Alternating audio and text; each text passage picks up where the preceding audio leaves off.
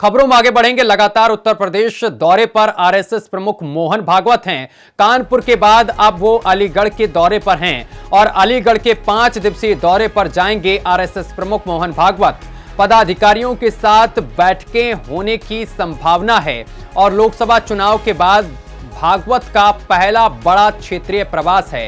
ये बड़ी जानकारी हम आप तक पहुंचा रहे हैं। बता दें कि इससे पहले मोहन भागवत 5 दिवसीय दौरे पर कानपुर पहुंचे थे और लगातार उत्तर प्रदेश के दौरे पर अब आरएसएस प्रमुख मोहन भागवत हैं। कानपुर के बाद आज वो अलीगढ़ के दौरे पर रहेंगे।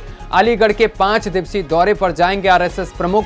पदाधिकारियों के साथ बैठक होने की संभावना जताई जा रही है।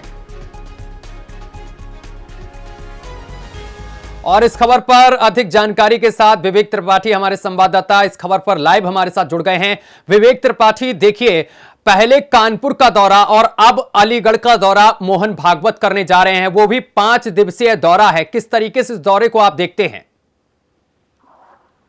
देखिए सत्यम, मोहन भागवत लगातार उत्तर प्रदेश के दौरे पर है और 2027 के चुनाव को लेकर उनका दौरा इंपॉर्टेंट माना जा रहा है, क्योंकि आप देख रहे हैं कि क्या परिस्थितियां हैं उत्तर प्रदेश में। मंदिर मस्जिद का विवाद चल रहा है, इसके अलावा औरंगजेब और राणा सांगा का विवाद चल रहा है। तमाम एजेंडे चल रहे हैं। संभल में इतना बड़ा अभी हिंसा हो गई, कई लोगों की मौत हो गई। तो उत्तर प्रदेश में जो एक धार्मिक हालात बने हैं, धार्मिक संवेदनशील हालात बने हैं, इसलिए मोहन भागवत का दौरा महत्वपूर्ण माना जा रहा है। उनके बयान को भी जब देखेंगे पिछले कुछ महीनों के दौरान उनके जो बयान आए हैं, जिस तरह से बटेंगे तो कटेंगे का नारा योगी आदित्यनाथ ने दिया था, उसके बाद मोहन भागवत का बयान आया था। मंदिर मस्जिद को लेकर भी उनका एक महत्वपूर्ण बयान आया था कि हर मंदिर के नीचे हर मस्जिद के नीचे मंदिर नहीं देखा जाना चाहिए, ये उन्होंने बयान दिया था। तो इस बार जब वो आए हैं तो सबसे पहले वो वाराणसी आए हैं। वाराणसी में उन्होंने प्रवास किया है। इसके बाद वहां मिर्जापुर के लोगों से भी मिले हैं।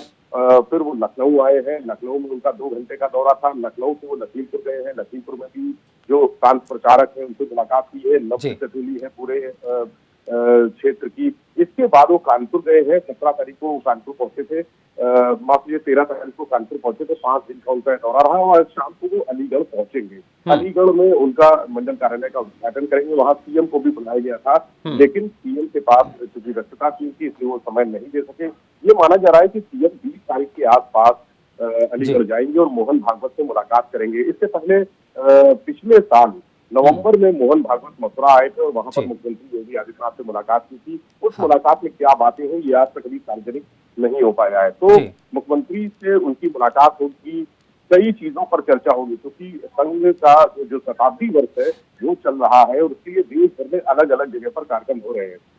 इस उत्तर प्रदेश में भी तमाम कार्यक्रम होने हैं। उन कार्यक्रमों की एक रूपरेखा तय करनी है। अयोध्या, काशी, मथुरा, अयोध्या तो हो गया, वहां मंदिर बन चुका है, काशी में भी सारी चीजें हो गई। अब जो मथुरा को लेकर एक धार्मिक आंदोलन खड़ा किया जाना है, उसके लिए संघ के सभी प्रचारकों को मोहन भागवत ने सक्रिय किया है। इसके अलावा 2027 का चुनाव आना है। 2027 के चुनाव में क्या लाइन रहेगी संघ की और किस तरह से सरकार और संघ के बीच में सामंजस्य होगा, किस तरह से संघ के जो कार्यकर्ता है, पदाधिकारी है, वो सरकार को सहयोग करेंगे, इन सब चीजों पर चर्चा होनी है। और बार बार यानी वाराणसी, लखनऊ, लखीमपुर, कानपुर और अब अलीगढ़, इन जगहों पर मोहन भागवत जाकर प्रांत प्रचारकों से मिल रहे हैं। बिल्कुल विवेक, लेकिन ये जिस तरीके से वो स्टार प्रचारकों से मिल रहे हैं, लगातार बातचीत कर रहे हैं और लगातार कानपुर, जिस तरीके से आपने बताया, वाराणसी और लखीमपुर, इन तमाम जगह वो पहुंचे और अब अलीगढ़ पहुंच रहे हैं।